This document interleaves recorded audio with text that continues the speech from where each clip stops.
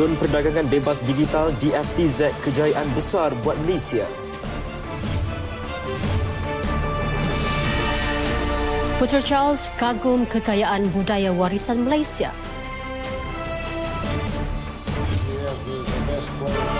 Perang psikologi bermula.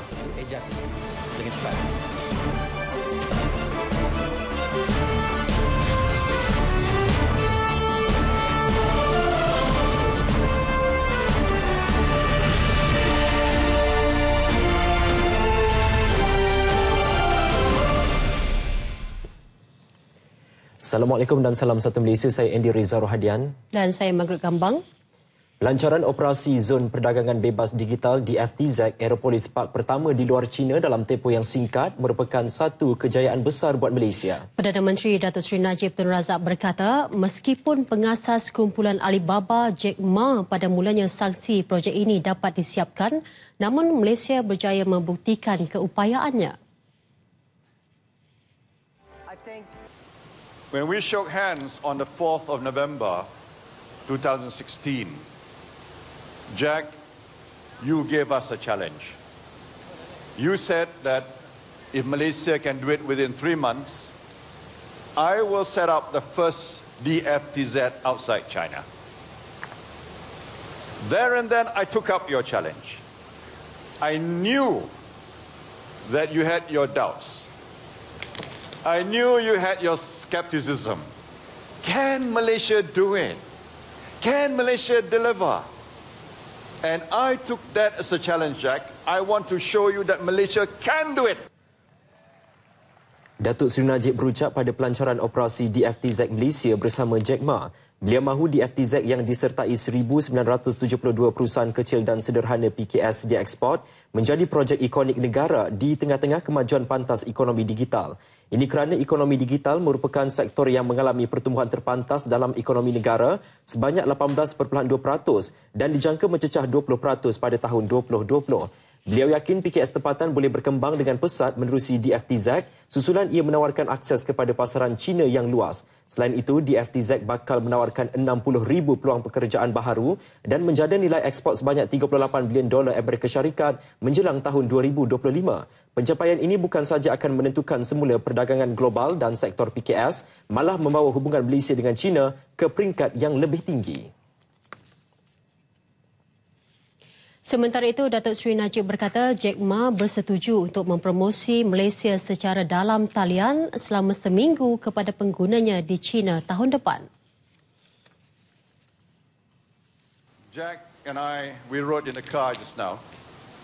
And he said, Prime Minister, I want to make next year, Jack, 1 week, call it the Malaysian Week next year. Malaysian Week, because Jack will promote Malaysia online to the Chinese consumers. 1 week. Jelas Perdana Menteri Jack Ma memaklumkan menerima banyak permohonan dan permintaan dari negara lain untuk dipromosikan, namun memilih Malaysia sebagai negara pertama.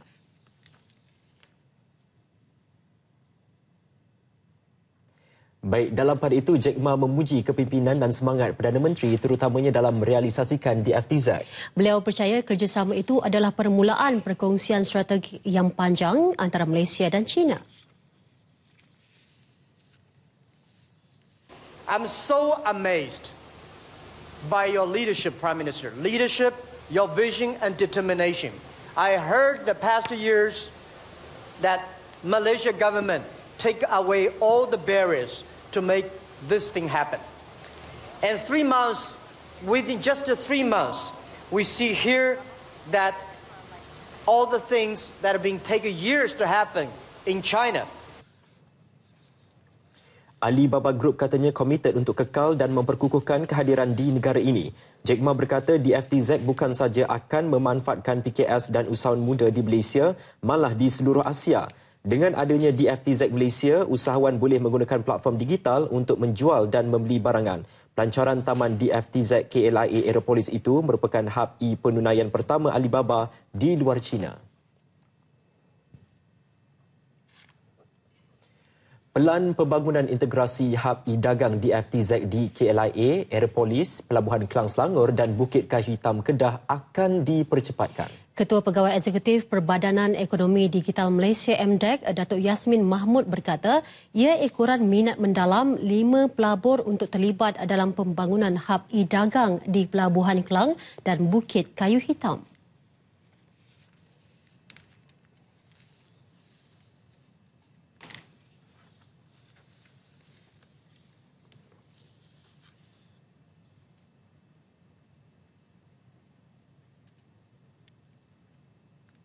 Because of the interest level, we are actually bringing forward our expansion plans of the expanding the platform to cover more multiple players beyond Alibaba right now. And we're also talking to people who wants to use Malaysia as a transshipment hub, as their e-commerce transshipment hub for the region. MDEC katanya akan mengadakan perbincangan lanjut dengan 5 pelabur berkenaan dalam tempoh 6 bulan lagi sekaligus mempercepatkan usaha memperluaskan pentas e-dagang kepada pelabur lain dari seluruh dunia. Selain 5 pelabur tersebut, MDEC juga sedang giat berbincang dengan pelabur lain yang berminat untuk menjadikan Malaysia sebagai hub e-dagang bagi merebut peluang yang ditawarkan di FTZ. Beliau optimis peluasan itu akan menjadikan Malaysia sebagai hub e-dagang terkemuka di rantau ini. Ekspor Malaysia kekal kukuh pada 11 bulan berturut-turut dengan pertumbuhan 2 angka iaitu 14.8% kepada 78.26 milion ringgit pada September 2017 berbanding bulan sama tahun lepas. Kementerian Perdagangan Antarabangsa dan Industri dalam satu kenyataan memaklumkan ekspor negara bagi tempoh 9 bulan pertama 2017 melonjak 21.3% kepada 690.25 bilion ringgit berbanding tempoh sama tahun lalu. Berdasarkan prestasi itu, pertumbuhan ekspor bagi setahun penuh pada 16.6% seperti yang diunjurkan dalam laporan ekonomi 2017-2018 akan dapat dicapai. Sekaligus akan menyokong unjuran pertumbuhan ekonomi antara 5.2% dan 5.7% bagi 2017.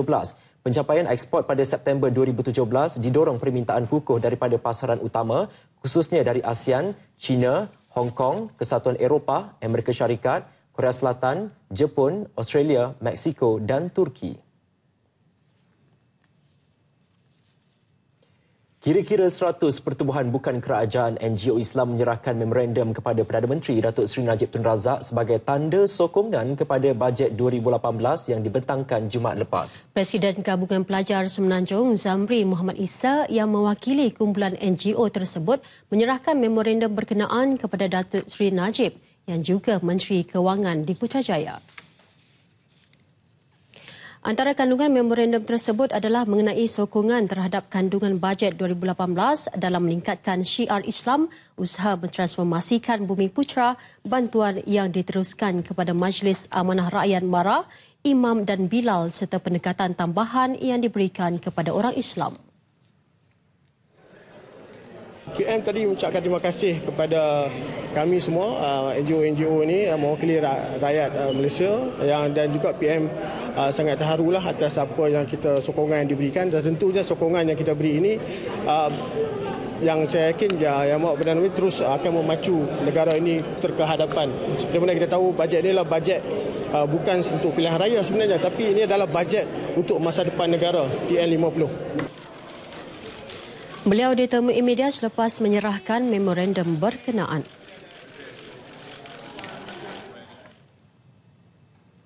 Kerajaan tidak berhasrat memasukkan skim pencen perkhidmatan awam sedia ada. Perkara itu ditegaskan Menteri Kewangan kedua Datuk Seri Johari Abdul Ghani dalam satu kenyataan. Menurut beliau, terdapat salah faham atau tafsiran mengenai apa yang disampaikan beliau dalam satu program bual bicara di sebuah stesen televisyen swasta yang disiarkan pada Rabu lepas berkaitan skim pencen perkhidmatan awam. Beliau berkata kerajaan tidak berhasrat untuk memasukkan skim pencen sedia ada, malah akan mempertimbang kemungkinan memberi pilihan kepada kaki tangan awam baharu pada masa akan datang melalui skim potongan kumpulan wang simpanan pekerja KWSP. Yang di-Pertuan Agong Sultan Muhammad Kelima hari ini berkenan menerima menghadap pewaris Tata Britain Putera Charles dan isteri baginda Camilla di Istana Negara. Pasangan diraja itu turut diraikan dalam satu majlis minum petang oleh Seri Paduka Baginda. Putera Charles dan Camilla tiba di Istana Negara pada pukul 4.05 petang dengan diiringi Menteri Pengiring Datuk Seri SK Devamani yang juga merupakan timbalan menteri di Jabatan Perdana Menteri. Putera Charles dan Camilla tiba semalam bagi lawatan rasmi bersempena ulang tahun ke-60 hubungan dua hala Malaysia-United Kingdom. Ia merupakan lawatan pertama pasangan diraja tersebut ke Malaysia. Kerabat diraja Britain yang pernah melawat Malaysia sebelum ini ialah Ratu Elizabeth II dan Duke of Edinburgh bagi menghadiri upacara perasmian Sukan Commonwealth ke-16 di Kuala Lumpur pada 1998 dan pewaris kedua tahta Britain Putera William dan isteri Kate Middleton pada September 2012. Hubungan dua hala antara Malaysia dan United Kingdom meliputi pelbagai bidang termasuk perdagangan, pertahanan dan keselamatan, pelaburan, pendidikan, ekonomi digital, teknologi hijau, tenaga boleh diperbaharui dan pelancongan. Malaysia merupakan pasaran ekspor kedua terbesar United Kingdom di ASEAN. Manakala United Kingdom ialah rakan dagang ketiga terbesar Malaysia di Eropah. Dalam bidang pendidikan, terdapat lebih 18,000 rakyat Malaysia melanjutkan pelajaran di United Kingdom. Putera Charles menzahirkan kekaguman baginda terhadap kekayaan budaya warisan dan kepelbagaian kaum di negara ini. Ia dinyatakan baginda semasa majlis resepsi di Muzium Kesenian Islam di Ibu Negara yang dihoskan Sultan Perak, Sultan Nazrin Shah. Putera Charles dalam ucapannya turut melahirkan rasa gembira dapat mengadakan lawatan ke Malaysia buat kali pertama dan pada waktu sambutan ulang tahun ke-60 kemerdekaan Malaysia. Dalam lawatan yang berlangsung selama kira-kira 1 jam, Sultan Nazrin dan Putera Charles berkenan melawat galeri utama yang menempatkan koleksi seni bina masjid dari serata dunia dan seni khot. Antara koleksi tumpuan helaian Al-Quran yang ditulis pada kulit anak lembu dan kambing dari abad ke-7 hingga 10 Masihi. Sultan Perak dan Putera Charles kemudian berangkat ke ruang lega Muzium Kesenian Islam untuk bertukar cenderamata dan melihat koleksi dari The Prince School of Traditional Arts. Putera Charles kemudiannya berangkat ke program perbandaran mapan yang diadakan di Hotel Majestic. Baginda diberikan taklimat mengenai pembangunan bandar, komuniti, ekonomi, perubahan iklim dan dasar negara oleh Ketua Setiausaha Kementerian Kesejahteraan Bandar, Perumahan dan Kerajaan Tempatan Datuk Seri Muhammad Mentek. Putera Charles dan isteri tiba semalam bagi lawatan rasmi selama 7 hari bersempena ulang tahun ke-60 hubungan dua hala antara Malaysia dan United Kingdom UK. Baginda akan melawat Perak, Sarawak dan Pulau Pinang sepanjang berada di Malaysia. Seterusnya, Putera Charles bertemu para delegasi sidang kemuncak belia Commonwealth di University of Nottingham di Semenyih. Sidang kemuncak berlangsung selama 3 hari bermula hari ini. Isu keselamatan terutama kemajuan teknologi dan masalah sosial menjadi topik yang dikongsikan Putera Charles bersama delegasi. Turut hadir Menteri Belia dan Sukan Khairi Jamaluddin serta pengerusi Majlis Belia Commonwealth Kishva Ambigawati. Lawatan diraja itu juga seiring dengan sidang kemuncak Commonwealth yang diadakan di United Kingdom pada 2018 dan di Malaysia pada 2020. Pada majlis ini juga, Putera Charles turut merasmikan Forgotten Foods Network di Pusat Penyelidikan Tanaman untuk Masa Hadapan CFF. Forgotten Foods Network merupakan inisiatif CFF mengumpul dan berkongsi maklumat mengenai makanan, resipi dan tradisi warisan di Malaysia. Baik, sementara itu, Duchess of Cornwall Camilla melawat Pusat Penjagaan dan Pendidikan Awal Kanak-Kanak Permata Negara di Putrajaya. Ketibaan beliau disambut isteri Perdana Menteri Datin Seri Rosmah Mansor yang juga merupakan penaung program Permata. Pada lawatan ini, Camilla diberi taklimat mengenai operasi pusat yang mempunyai 60 orang kanak-kanak oleh pengerusi Jawatankuasa Teknikal Kurikulum dan Penyelidikan Permata Negara, Profesor Emeritus Datuk Dr. Aminah Ayub. Camilla turut meluangkan masa menyaksikan persembahan seni silat dan tradisional Melayu oleh kanak-kanak Pusat Penjagaan dan Pendidikan Awal Kanak-Kanak Permata Negara. Perang psikologi JDT Kedah semakin terasa menjelang aksi final Piala Malaysia di Stadium Shah Alam esok. The Southern Tigers sedia berdepan segala kemungkinan termasuk penentuan penalti manakala Lang Merah turun untuk mempertahankan kejuaraan. Bagi jurulatih JDT Ulises Morais, pasukannya kini sudah bersedia untuk mengharungi saingan sama ada 90 minit atau 120 minit mahupun penentuan penalti. We get the final and Kedah we must to made a good performance. Yeah, it's true. It's the last game of the season, one final, but we think we have the best condition because we have the best players for us to get this trophy because we have too much confidence in our players. We work too much for we come to here, so for now we want to play and want to win. Sementara itu, di kem Kedah, jurulatihnya Nizam Adha Yusof tampak lebih selesa dengan status underdog malam esok kerana aksi final ketiga di Shah Alam malam esok ibarat bermain di laman sendiri dan beliau berjanji akan menurunkan kesebelasan terbaiknya kerana menyedari persaingan pastinya sengit.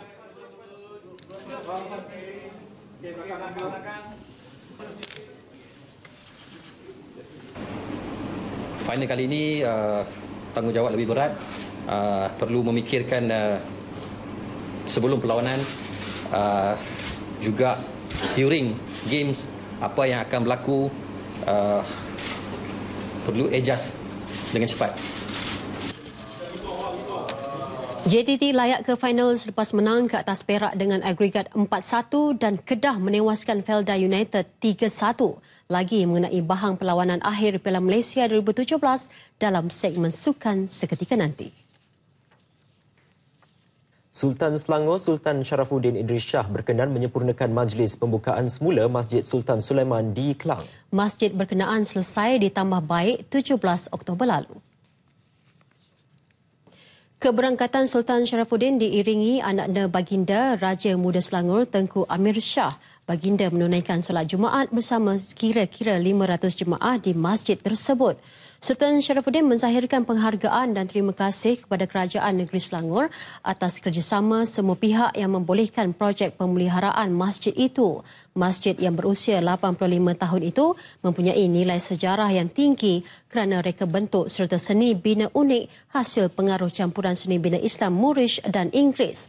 Masjid berkenaan direka bentuk oleh arkitek Leofric Kesteven. Tengku Permaisuri Selangor, Tengku Permaisuri Nur Rashikin hari ini berkenan memasyurkan spesies bunga orkid Vanilla Nur Rashikiniana. Pemasyuran berlangsung sempena Expo Pertanian dan Pesta Convocation Universiti Putra Malaysia UPM ke-41. UPM dan Jabatan Perhutanan Negeri Selangor menamakan spesies baru ini sempena nama Tengku Permaisuri Nur Rashikin. Orkid Vanilla Nur Rashikiniana itu disahkan sebagai spesies baharu setelah 3 tahun penyelidikan dilakukan. Spesies anggrek liar ini ditemui tidak berbunga pada 2013 di hutan simpan di Semenanjung semasa ekspedisi botani bersama penyelidik UPM dan kakitangan JPNS. Ia mempunyai tempoh bunga mekar yang lama, berbunga lebat dan mempunyai kecantikan warna tersendiri. Tengku Permaisuri Nur Rashikin kemudiannya berkenan melihat pameran Expo termasuk pameran dan jualan orkid.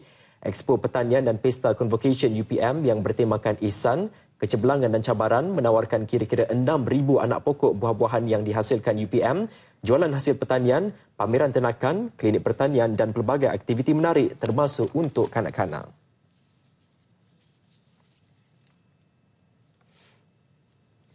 Baik, seperti biasa, segmen Jom Jalan-Jalan akan membawa anda ke lokasi-lokasi yang menarik untuk dijadikan destinasi pilihan. Tapi sebelum itu, tahniah buat penerbit segmen Izzuan Talha bersama kru penerbitan yang menerima pengiktirafan pada Malam Anugerah Pelancongan Perak 2017 baru-baru ini bagi kategori penerbitan pelancongan terbaik media elektronik. Baik, seterusnya episod untuk kali ini, Vanessa Mering membawa anda ke Port Dickson, Negeri Sembilan. Nak tahu apa yang menarik? Jom saksikan. 3J berada di Bandar Tentera Darat Port Dickson dan saya akan menginap di Hotel Grand Lexis. Apa yang menarik di sini? Jom ikut saya. Selamat datang.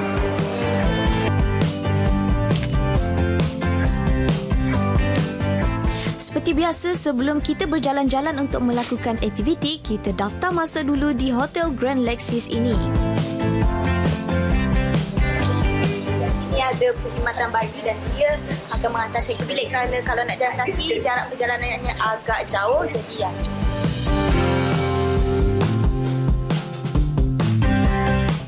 Lokasi resort ini terletak berhampiran dengan Bandar Lukut dan untuk sampai ke resort ini, perjalanan dari Kuala Lumpur mengambil masa kira-kira 75 minit.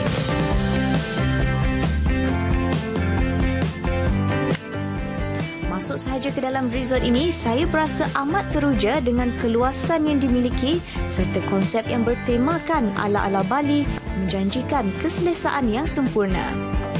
Ada swimming pool! Dan yang menariknya, resort ini ialah memiliki kolam renang peribadi. Wow, sambil bersantai, dapat kita menikmati pemandangan laut yang luas dan indah.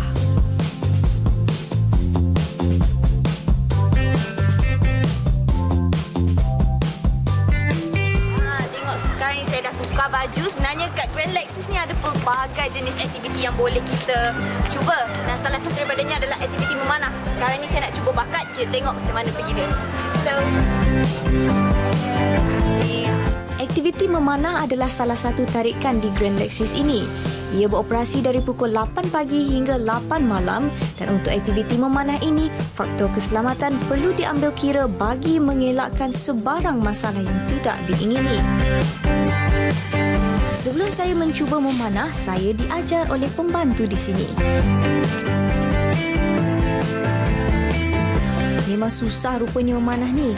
Berkali-kali saya cuba sampai hampir putus asa dibuatnya. Apa benda?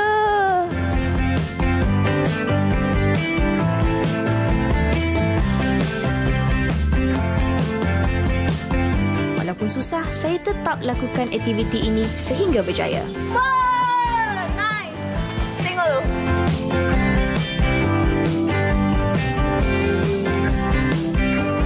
Mungkin ramai yang tak tahu sebenarnya di Port Dickson pun ada tempat penetasan penyu. Jom kita tengok.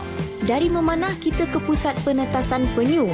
Lokasi ini terletak bersebelahan dengan Grand Lexis dan perjalanan mengambil masa kira-kira 5 minit sahaja untuk sampai ke kawasan tersebut. Ada orang kat situ. Jom kita tanya dia apa yang menarik di sini.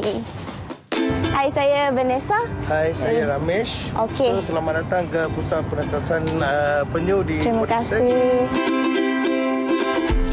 Pusat ini mula beroperasi pada tahun 2010 dan dianggarkan sebanyak 55 sarang telur penyu sudah dihasilkan. Pusat ini juga menempatkan 2 spesies penyu iaitu penyu agar dan penyu kara.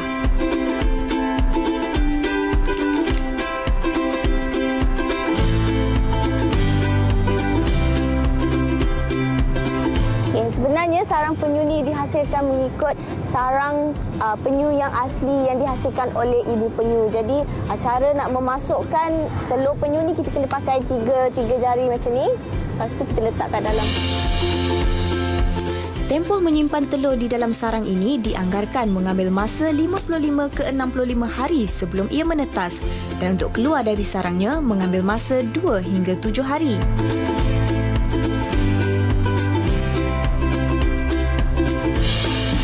Baiklah, sampai di sini sahaja pertemuan untuk kali ini. Jumpa lagi di episod akan datang dan jangan lupa ikuti kami di Facebook dan Instagram untuk info pelancongan anda. Jom jalan-jalan meneroka destinasi menarik Malaysia. Baik, ini pula yang menarik di Perancis. Jauh di perantauan bukan penghalang untuk pencinta masakan Melayu di Paris menikmati keenakan nasi ayam madu. Ia hasil inisiatif seorang rakyat Malaysia, Norazimah Muhammad Karim, yang mengusahakan perkhidmatan penghantaran terus secara kecil-kecilan.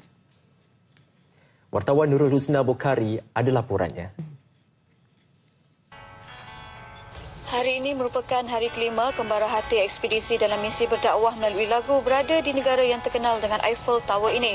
Kesempatan yang ada digunakan untuk menziarahi keluarga warga negara Malaysia yang kini menetap dan mencari rezeki di bumi Paris. Pengguna media sosial yang mengikuti perkembangan keluarga ini pasti kenal dengan Puan Norazimah yang lebih mesra dengan panggilan Kak Nor. Telah menetap di Paris selama 16 tahun. Kini semakin sukses dengan perniagaan nasi ayam madunya yang dipasarkan melalui dalam talian untuk penggemar masakan Melayu di Perancis. Diorang pernah pergi sekolah agama. Diorang kat sini pergi sekolah Arab untuk 4 tahun sebab nak ajar diorang lah juga kan. Lepas tu ada masalah sikit stop. Lepas tu akak ajar diorang kat rumah mengaji. Lepas tu ajar basic pasal fardu ain kita. And then semenjak buat nasi ayam busy sikit dan terpaksa cari ustaz online yang ajar diorang online. So alhamdulillah okey. Membesarkan 3 cahaya mata bersama suaminya di negara ini pasti memberikan Kak Non cabaran yang bukan sedikit. Namun dengan adanya teknologi terkini, mereka mampu memberikan pendidikan agama terbaik tanpa melupakan asal-usul dan keturunan. Sebelum ni buat nasi ayam untuk tetamu yang stay dekat tempat akak yang homestay tu dulu. Lepas tu diorang ada yang suggest kata sebab sometimes penuh homestay, diorang kata why not buat delivery? Sebab diorang pun suka sangat nasi ayam tu kan. So bila start buat delivery Disember, jadi macam dapat sambutan alhamdulillah. Tapi dapat ambil setakat kemampuan akak sebab tak ada assistant kan, semua buat sendiri, hantar sendiri. Kehadiran kru RTM bersama rombongan dan kumpulan ekspedisi dalam program Kembara Hati 2017 bagi merasai keenakan nasi ayam Paris turut mengadakan sesi tazkirah dan persembahan santai oleh kumpulan rock tersebut dan berjaya menceriakan keluarga ini yang sentiasa rindukan Malaysia. Nurul Husna Bukhari untuk RTM.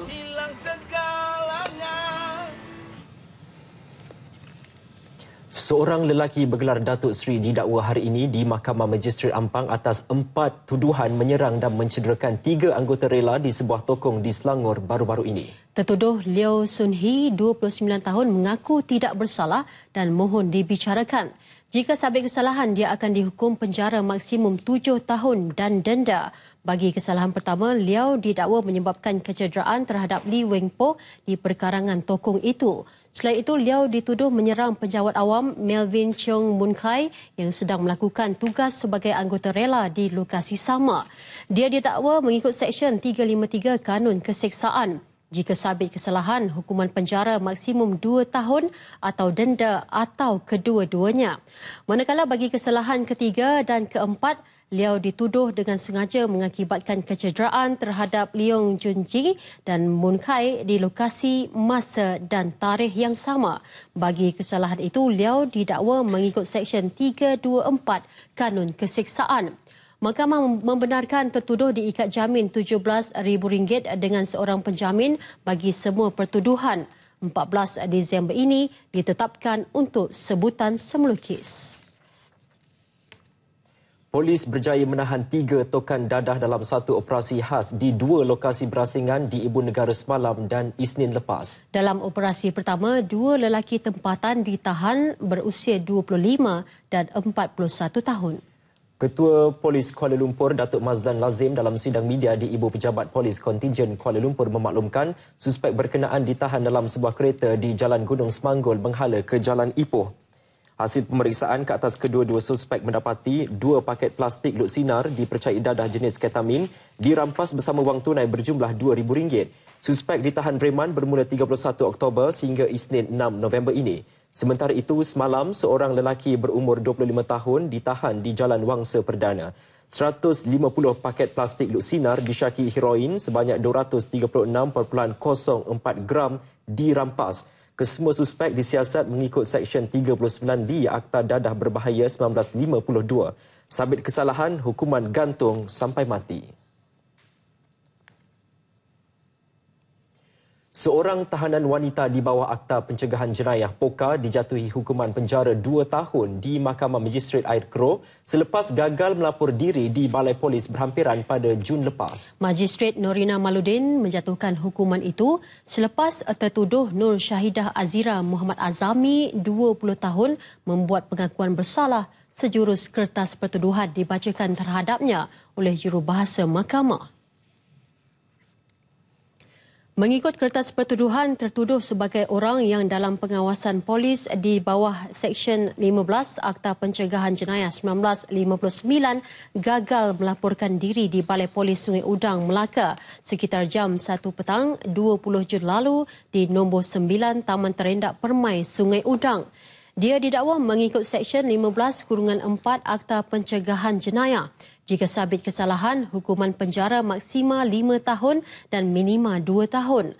Berdasarkan fakta kes, Nur Syahidah Azira yang telah diperintah sekatan bermula 18 April 2017 sehingga 17 April 2019 atas kesalahan di bawah Seksyen 457 Kanun Keseksaan kerana pecah rumah yang sepatutnya melaporkan diri 2 kali seminggu gagal berbuat demikian dalam tempoh 15 Jun hingga 20 Jun lalu.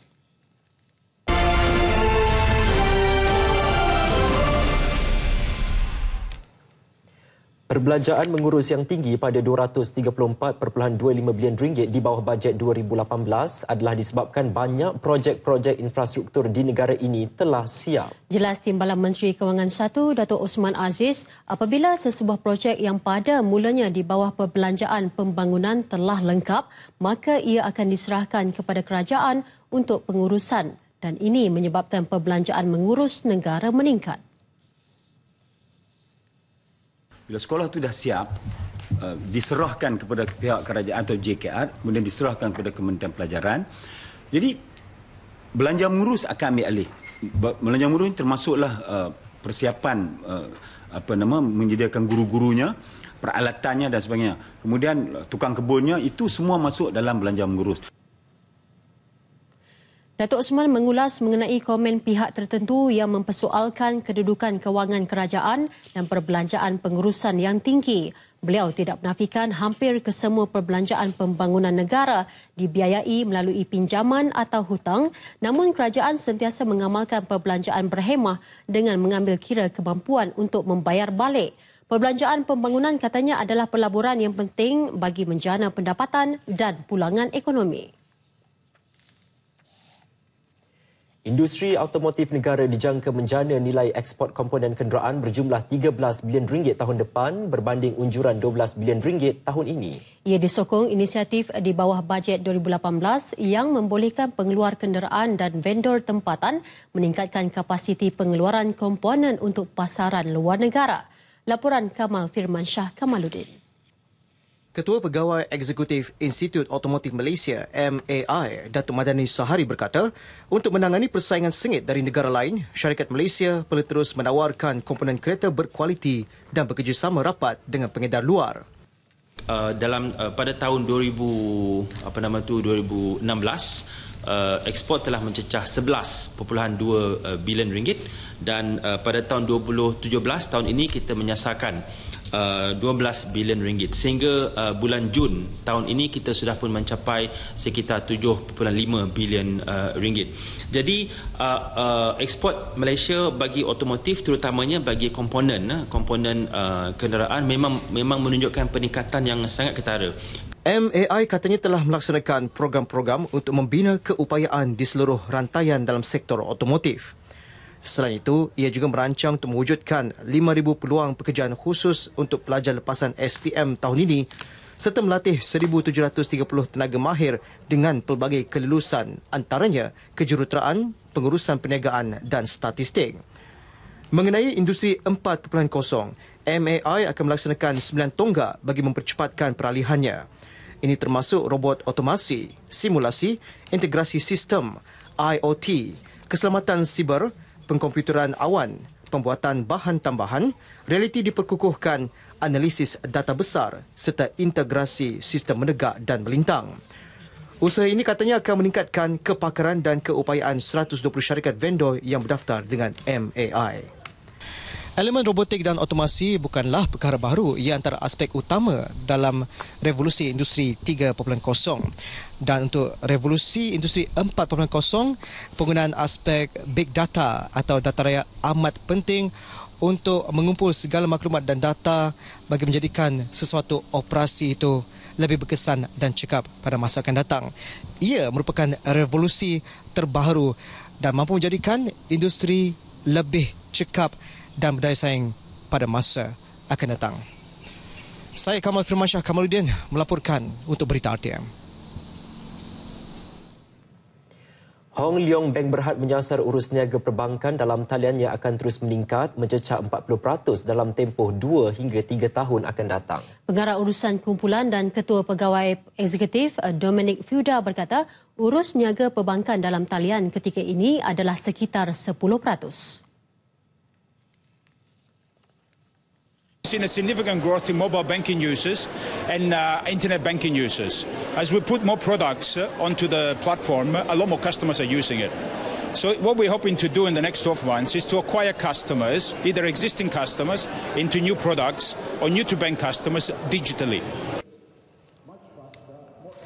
Bagaimanapun, menurut Dominic, pengawal seliaan Bank Negara Malaysia BNM masih memerlukan bank melaksanakan perbankan bersemuka di bawah peraturan kenali pelanggan anda KYC. Oleh itu, pembukaan akaun masih perlu dilakukan di kaunter cawangan bank, namun transaksi lain boleh dibuat menerusi perbankan internet. Dominic ditemui media selepas pelancaran cawangan perbankan digital Hong Leong Bank Berhad di Bandar Damansara. Primis Agrobazar Rakyat 1 Malaysia ABR1M Pulau Pinang mencatat jualan tertinggi di negara ini iaitu sebanyak RM16,978,910 setakat September. Jualan tersebut dicatatkan melalui 7 premis di ABR1M, antaranya di Permatang Pasir, Kepala Batas, Sungai Ara dan terbaru di Pusat Komersial Tasik Gelugut. Peningkatan jualan tersebut didorong oleh penawaran harga produk ABR1M di antara 5% hingga 20% lebih rendah berbanding harga pasaran setempat yang disokong oleh pengeluar melalui program pengukuhan bekalan ladang kontrak kepasaran KUKO. Antara barangan ABR1M yang mendapat permintaan tinggi ialah sayur-sayuran, buah-buahan, ayam, daging dan ikan. Agrobazar ini kerana ia dapat menawarkan harga yang murah, produk yang berkualiti dan segarlah kerana hasilnya terus, bekalannya terus daripada ladang. Kita mengharapkan lebih banyak lagi farmer membuka kedai-kedai sebegini untuk dijadikan menolong rakyat, untuk mencesterkan rakyat di membeli barang-barangan runcit dengan harga yang lebih murah dengan berpatutan. Sejak tahun 2015 hingga 2017, banyak 110 usahawan ABR1M berjaya dilahirkan oleh farma seluruh negara dengan nilai jualan sehingga September lepas mencecah RM53 juta.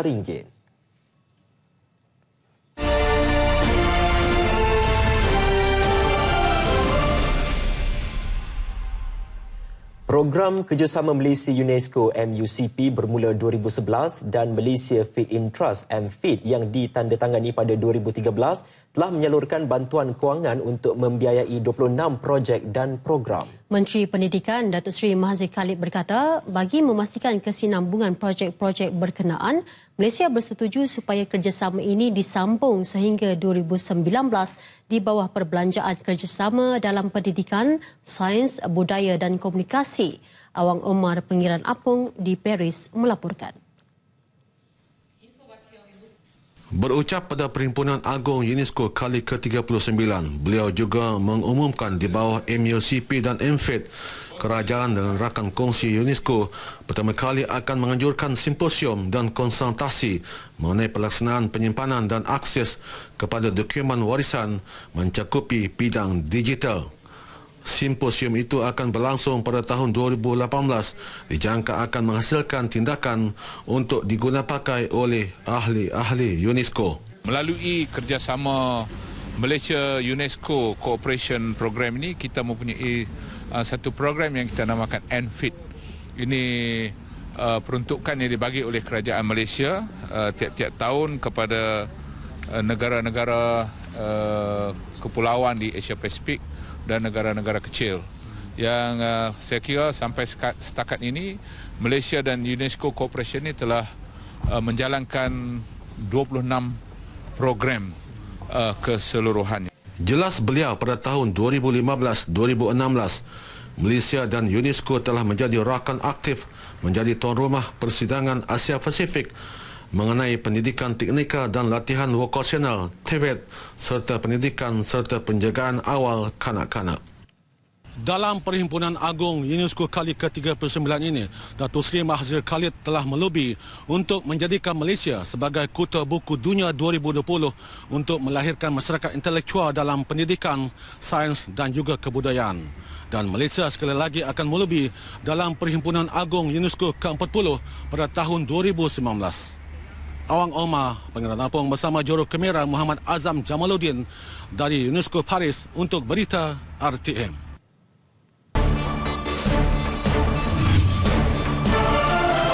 Perang psikologi Kedah JDT semakin panas menjelang final Piala Malaysia.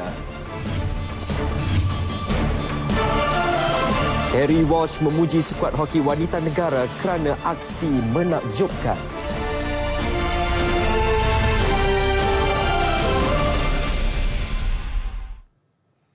Baik, esok bakal menyaksikan satu lagi pertembungan epik bola sepak tanah air apabila Gergasi Utara dan juga Selatan Tanah Air bakal bertemu dalam perlawanan akhir Piala Malaysia bagi menentukan juara piala berprestij bagi tahun 2017.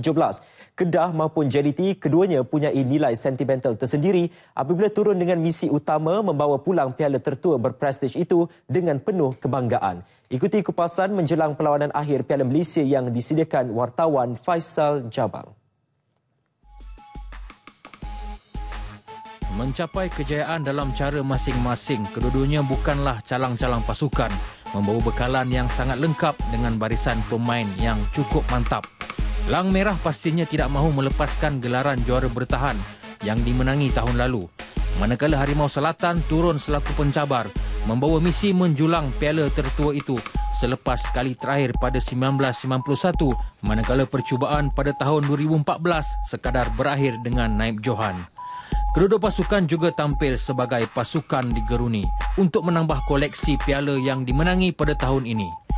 Kedah mencari kejuaraan treble selepas muncul juara Piala Sultan Haji Ahmad Shah ataupun sumbangsih di permulaan musim, kemudian menjulang Piala FA pada Mei lalu. Manakala JDT yang masih segar mempertahankan kejuaraan Liga Super akhir bulan lalu, buat kali keempat berturut-turut akan turun merampas piala berprestij yang diidamkan sebagai penutup musim 2017 yang cemerlang. Sejarah pertembungan keduanya pula sukar diramal. Kedah menewaskan JDT dalam pembukaan musim menjulang piala sumbangsih. Tetapi dalam 7 pertembungan terakhir jelas memihak kepada JDT apabila menang 3 pertemuan berbanding Kedah hanya 1, manakala selebihnya seri. Seri di 2 pertemuan terakhir dalam Liga Super juga memberi isyarat bahawa tiada siapa boleh menjangkakan dengan tepat pasukan manakah yang bakal bergelar juara. Lang Merah maupun Harimau Selatan, jawapannya hanya diketahui sebaik wisil penamat dibunyikan selepas 90 minit perlawanan pada Sabtu nanti. Yang pasti di akhirnya nanti, penyokong bola sepak bukan sahaja mahukan permainan yang berkualiti, tetapi tahap profesionalisme yang tinggi yang akan memberi satu petunjuk baharu bahawa bola sepak Malaysia wajar dihormati. Faizal Jamal untuk RTM.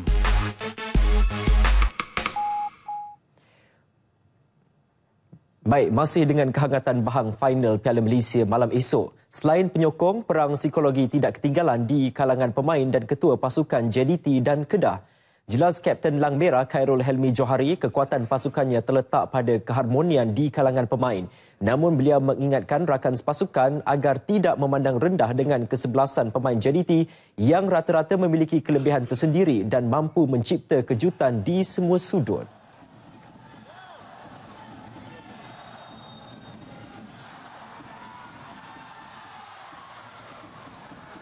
Satu pasukan yang kita tahu perfect lah dalam Liga Malaysia. Untuk pasukan Kedah, saya mengharapkan semua pemain dan yang main ataupun di bangku simpanan dapat memberikan komitmen yang lebih lah untuk malam final nanti. Sementara itu, bagi Kapten pasukan JDT Safiq Ibrahim, penampilan 2017 di pentas final diharapkan menjadi tuah buat dirinya selepas kempunan 3 kali. Akan bagi yang terbaik, persembahan yang terbaik untuk final edisi kali ini. Both team, dua-dua team akan bagi satu game yang orang akan kenal lah. Tambah Safiq, kali pertama dia beraksi di pentas final ketika bersama Selangor dan 2 kali dengan JDT. Baik, menjelang perlawanan akhir Piala Malaysia antara Kedah dan JDT malam esok, 80 skrin gergasi akan disediakan di 36 kawasan Dewan Undangan Negeri dan 15 parlimen di Kedah bagi memberi peluang kepada peminat dan penyokong negeri itu menyaksikannya. Pertimakan Bangkit Bersama Kedah juara, Ketua Pergerakan UMNO Kedah Datuk Saiful Hazizi Zainul Abidin menjangkakan lebih 40,000 peminat dan penyokong Lang Merah akan berhimpun bagi memberikan sokongan kepada skuad bola sepak Kedah.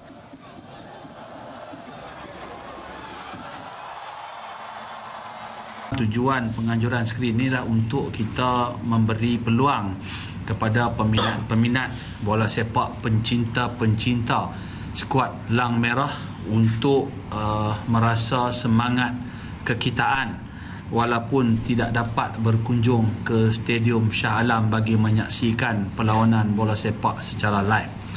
Bagi saya, kita menyanjung tinggi semangat yang ditunjukkan oleh peminat bola sepak, dan pihak Gerakan Pemuda UMNO Negeri Kedah telah pun berbincang dengan semua adun-adun Barisan Nasional, penyelaras DUN Barisan Nasional dan juga semua ahli-ahli parlimen Barisan Nasional untuk kita menganjurkan program big screen yang akan dibuat di 80 buah kawasan yang telah pun kita kenal pasti. Mereka boleh melayari laman sosial Pergerakan Pemuda UMNO Negeri Kedah atau mbo.com untuk mengetahui lokasi tersebut. Antara lokasi ialah di dataran MBAS Alor. Beliau bercakap di sidang media di Alor. Dalam sidang media yang sama, Datuk Saiful Hazizi turut menafikan dakwaan mengatakan Pemuda UMNO Kedah menjadi dalang sehingga menyebabkan bilangan tiket final ke penyokong Kedah agak berkurang.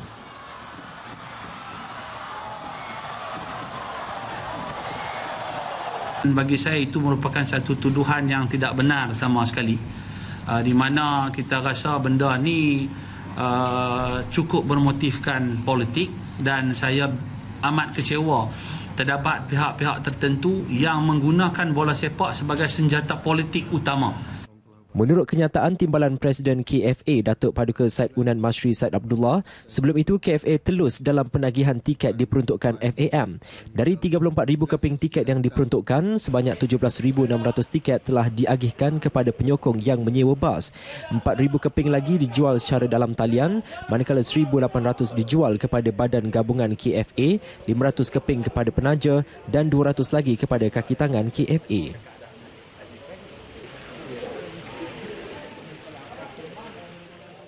Sementara itu, Menteri Besar Johor Datuk Seri Muhammad Khalid Nordin berharap tiada sebarang masalah yang tidak diingini berlaku sepanjang perlawanan tersebut. Jelasnya lagi, beliau turut berharap penyokong dari selatan tanah air selamat pergi dan pulang bagi menyaksikan perlawanan berkenaan. Pertama saya mendoakan mudah-mudahan pasukan JDT berjaya, dan saya percaya pasukan JDT amat menghargai sokongan daripada penyokong-penyokongnya, dan kita berharap supaya penyokong-penyokong JDT pergi dan balik dalam keadaan selamat, dapat tidak berhadapan dengan apa-apa yang boleh membawa masalah. Selain itu, beliau yakin pasukan JDT mampu memenangi perlawanan akhir malam esok. Beliau turut beramalkan JDT bakal menang perlawanan itu dengan jaringan 2-0. JDT memang kuat. Mungkin 2-0 ke? Rabu lepas, Kerajaan Johor turut mengumumkan Ahad ini sebagai cuti khas peristiwa di negeri itu jika pasukan JDT menjuarai Piala Malaysia 2017.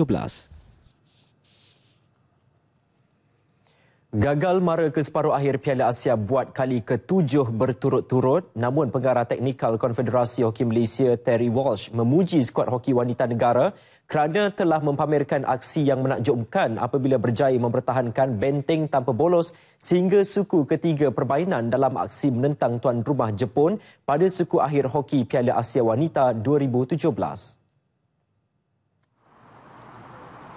Menurut Terry Walsh, persembahan skuad wanita kini boleh dibanggakan berbanding 6 bulan lalu.